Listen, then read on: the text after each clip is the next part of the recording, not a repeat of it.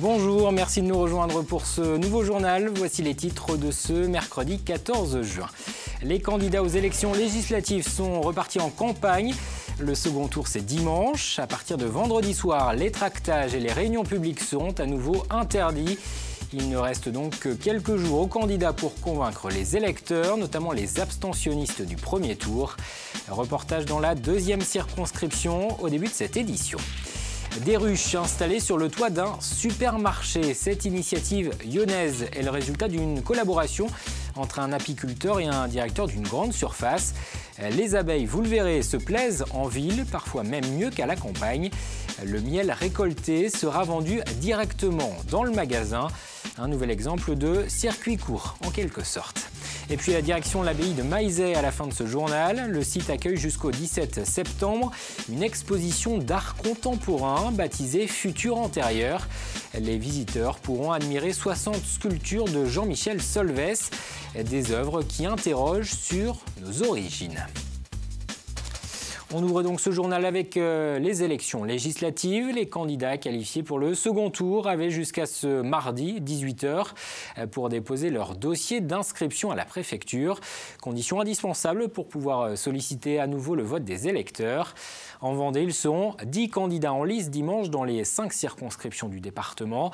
Les candidats de La République En Marche, tous arrivés en tête au premier tour, seront opposés à un candidat Les Républicains, UDI ou Socialistes. Des finalistes qui sont déjà repartis sur le terrain, ils n'ont que jusqu'à vendredi pour faire campagne. Exemple dans la deuxième circonscription, celle qui regroupe La Roche-sur-Yon Sud, Talmont-Saint-Hilaire et Chantonnay. La candidate de La République En Marche, Patricia Galerno, a devancé de 20 points au premier tour la représentante Les Républicains, Béatrice Bellamy. Pierre Dalicieux a suivi les deux candidates à la rencontre des électeurs. Voilà. Le contact en priorité, c'est tout ce qui compte pour ces derniers instants de campagne. Aller à la rencontre des électeurs, les convaincre, surtout ceux qui n'ont pas voté. Pour la candidate Les Républicains, arrivés derrière la candidate En Marche, l'enjeu est de taille. On a besoin d'être sur le terrain en permanence pour réussir à convaincre et à pousser les portes jusqu'au dernier jour. Pourquoi on a eu un Vendéen sur 2 qui n'est pas venu voter? Juste pousser les portes et se faire connaître. Ce que vous ferez aujourd'hui, cette semaine? Ah ben voilà, jusqu'à vendredi soir. Il reste encore 3 jours pour convaincre. Dans les rues de Mareuil-sur-Lay, la candidate est à chaque fois bien accueillie. La démarche est appréciée. Beaucoup ont déjà fait leur choix, sans plus de précision. C'est important parce que c'est quand même nos représentants, quoi. Ouais. Donc c'est important qu'on sache qui va nous représenter, ça me paraît essentiel. Je pense que j'ai déjà mon idée avant. À La Roche-sur-Yon, la candidate En Marche bat le pavé, elle aussi pour ses derniers instants de campagne. Largement en avance au premier tour, pas question de crier victoire.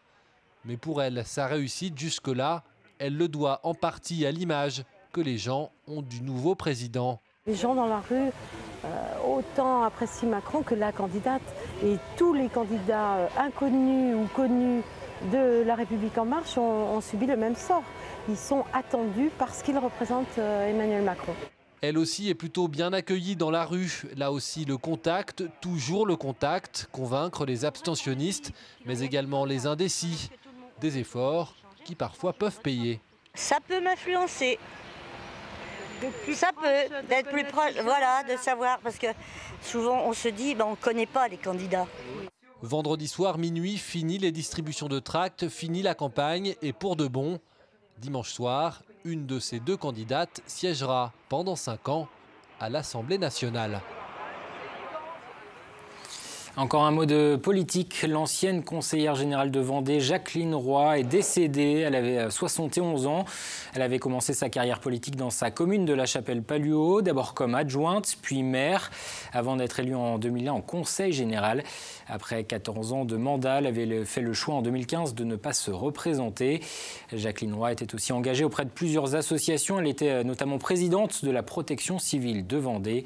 Dans un communiqué, le président du conseil départemental, Yves Auvinet, salue la mémoire d'une femme passionnée, engagée et généreuse. Parlons d'agriculture à présent avec cet exemple qui montre qu'agriculture biologique et nouvelles technologies sont compatibles. Une société vient d'imaginer un système de binage assisté par GPS. Il a notamment été testé sur une exploitation de Mouchans. Le binage est un moyen en agriculture biologique de lutter contre les mauvaises herbes sans utiliser de pesticides. Et cette technique avec un GPS permettra aux agriculteurs d'être plus précis et de moins endommager leur culture. Ce type d'outil numérique est appelé à se développer sur les exploitations. Ces machines-là, c'est clairement l'avenir. On va se tourner vers l'optimisation et essayer de faciliter le maximum le travail des agriculteurs. On a besoin de leur laisser du temps pour faire des choses plus importantes que juste conduire un tracteur. Il faut optimiser ce temps passé dans les machines. Donc on est là pour ça. Et les agriculteurs qui ont fait la démarche de venir nous voir au départ ont aussi compris l'intérêt de s'équiper, de se tourner vers la nouvelle technologie, autant dans la vie privée que sur la vie de l'exploitation. Image et interview signée Élodie Berthe. Et on va continuer à parler d'agriculture biologique. Aujourd'hui, dans notre région, 6% des surfaces agricoles sont certifiées bio. Un chiffre qui est en constante augmentation depuis une dizaine d'années, car la demande des consommateurs est là. L'an passé, les ventes de produits issus de l'agriculture biologique ont grimpé de 20%. Alors les chambres d'agriculture ou les coopératives comme la CAVAC cherchent à accompagner cette tendance. Elles conseillent les producteurs bio ou les agriculteurs en cours de conversion, à travers notamment des journées d'information sur le terrain. Marion Vigreuse s'est rendue à l'une d'entre elles. À perte de vue des champs de blé et de maïs, mais des champs bio convertis en plateforme d'essai pour sensibiliser les agriculteurs aux pratiques biologiques applicables sur les grandes cultures. Depuis ce matin, les professionnels viennent donc s'informer autour d'ateliers thématiques. Il y a toute une partie sur les variétés de blé tendre d'hiver ou de printemps. Les associations du blé tendre d'hiver avec des protéagineux, que ce soit blé févrole, dans l'objectif de faire du blé de qualité, donc d'augmenter la protéine sans trop pénaliser le rendement. On a des essais sur la fertilisation et des biostimulants, des densités de semis. Parmi les participants, Laurent David qui est venu approfondir ses connaissances du bio. D'ici à la saison prochaine, cet agriculteur aura complètement converti en bio son exploitation. Et ce choix, il le fait d'abord pour s'en sortir financièrement. Il est plus rentable parce qu'il y a beaucoup moins de charges déjà. Il y a plus de temps de travail certes, mais moins de charges et une valorisation évidemment de la production bio qui est nettement supérieure. Là, j'entendais à l'atelier tout à l'heure, on nous propose un blé tendre à 500 € la tonne. En conventionnel, cette année, on sera sur une moyenne de 150 €. Le calcul est vite fait. Les conversions en bio ont commencé à partir de 1995 suite à la crise de la vache folle. Mais depuis 3 ans, le dynamisme s'amplifie. La Vendée compte aujourd'hui 450 agriculteurs bio et 50 autres devraient passer le pas cette année. Mais cela n'est pas encore suffisant pour satisfaire les demandes des consommateurs qui augmentent de 20% chaque année. En production, il nous faut 2 ou 3 ans pour, entre la conversion, l'agriculteur qui dit je me convertis et que le produit est labellisable bio, il faut 2-3 ans suivant les productions. Mais la consommation va plus vite que ça. Il nous manque beaucoup de lait, il manque des œufs, il manque des céréales. En blé panifiable, aujourd'hui en farine, on produit que 50%. 50% est importé. Et pour anticiper davantage les demandes des consommateurs, des exemples de production à fort débouché sont présentés aux agriculteurs durant cette journée, comme le quinoa, le chanvre, les haricots ou encore la lentille. On reste dans le domaine de l'environnement avec cette action autour des abeilles menée dans le centre-ville de La Roche-sur-Yon et baptisée La Ruche-sur-Yon. Une initiative imaginée par le conseil municipal des jeunes. Ces élus voulaient interpeller les habitants sur le sort des abeilles, aujourd'hui menacées par les produits phytosanitaires et par d'autres espèces comme le frelon asiatique. Le conseil municipal des jeunes a donc invité des apiculteurs à témoigner et à rappeler l'importance des abeilles dans la pollinisation. Évidemment, la production de miel. Le miel a augmenté effectivement parce qu'à une certaine époque il ne valait rien. Dans les années 70-75, en gros la France produisait 35 000 tonnes de miel par an. En 2016, on en a produit moins de 9 000 tonnes. Et on en consomme 45 000 tonnes. Vous cherchez l'erreur. Les 3/4 des miels qui sont en vente, c'est des miels étrangers. Voilà. Alors donc c'est là où on rencontre quand même, où on voit quand même l'impact de tous ces produits qu'on a utilisés depuis plus de 30 ans. Et pour protéger les abeilles, certaines initiatives voient le jour. À La Roche-sur-Yon, par exemple, des ruches viennent d'être installées sur le toit d'un supermarché. Résultat d'une coopération entre apiculteurs et grande distribution. Le miel récolté dans ces ruches sera ensuite vendu dans le magasin. Une nouvelle manière de rapprocher producteurs et consommateurs.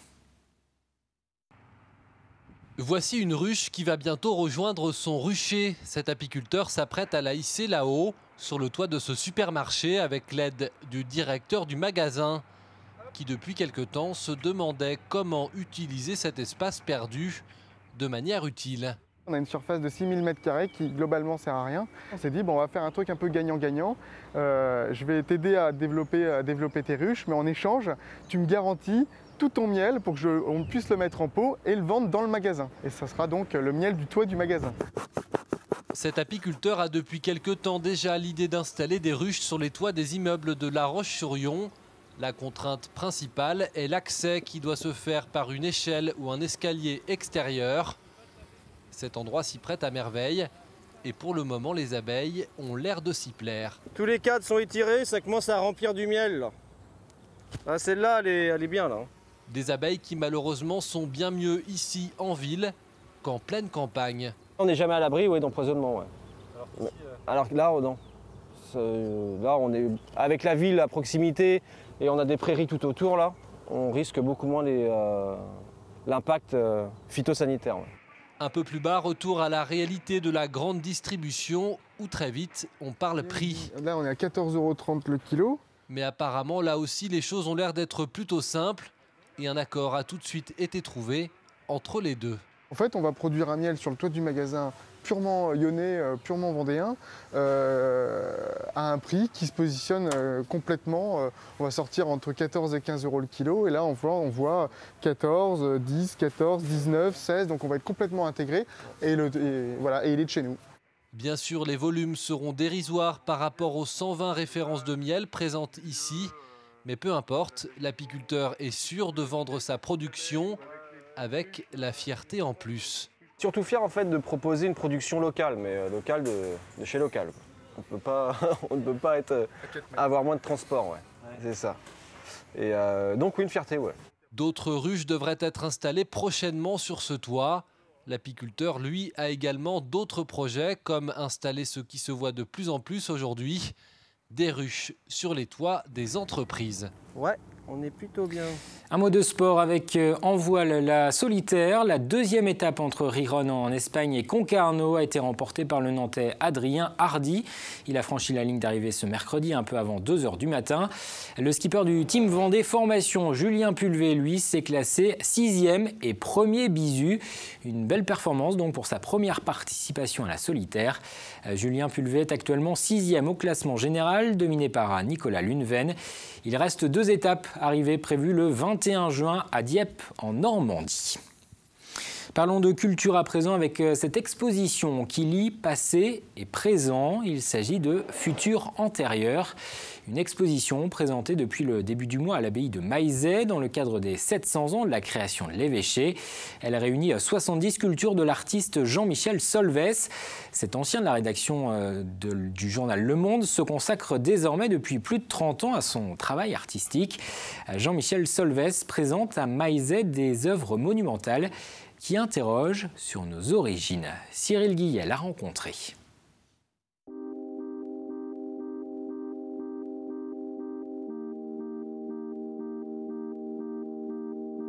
En majeure partie, ce sont des pièces qui ont été réalisées pour le site. C'est-à-dire que pour les prieurs, par exemple, j'ai démultiplié une pièce que j'ai sentie vraiment adaptée quand il y a eu la proposition pour faire cette exposition. Jean-Michel Solves a investi l'abbaye de Maizet pour introduire un dialogue intime entre le patrimoine et l'art contemporain. Les prières sont faites d'une patine et d'une matière pour qu'elles s'intègrent au lieu et avec la couleur et avec la matière. Le jeu des ombres et de la lumière, c'est conçu tout à fait pour intégrer le site. Réparties tout au long du parcours de ce site historique, des dizaines de sculptures monumentales, prêtresses, prieurs et gisants nous interrogent sur notre rapport au monde et au temps.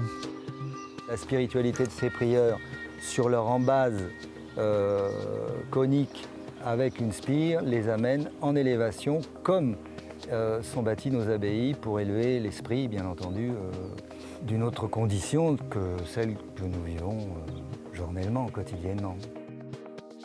Et pour moi, ça a été un challenge, en même temps une découverte, aussi bien en tant qu'homme qu'en tant qu'artiste, avec un lieu, une histoire. Et rien n'est anodin dans la construction de cette exposition, qui joue aussi sur la déconstruction du lieu. Parce que ce lieu a été construit, détruit, construit, rebâti, etc., etc. Et là, l'expo permet de le voir perdurer d'une autre manière.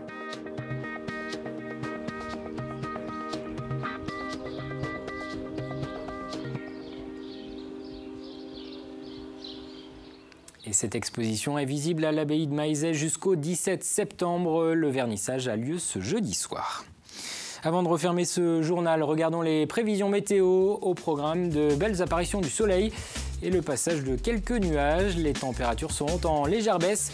Une vingtaine de degrés dans l'après-midi sur les îles. Il fera jusqu'à 27 dans les terres. Fanny Poirier vous en dit plus dans un instant. C'est la fin de cette édition. Merci de votre attention. Les programmes continuent sur TV Vendée. Ne manquez pas ce jeudi la grande émission. Adèle Fugère recevra sur son plateau les réalisateurs du film Intouchable, Éric Toledano et Olivier Nakache. Ils viennent présenter à La Roche-sur-Yon et à Saint-Gilles-Croix-de-Vie leur nouveau film Le Sens de la Fête, qui sortira en salle à l'automne. Auparavant, ils seront donc sur TV Vendée en compagnie de l'acteur Benjamin Laverne. Émission à retrouver en direct à partir de 18h05. Je vous donne rendez-vous demain, même heure, pour un nouveau point sur l'actualité.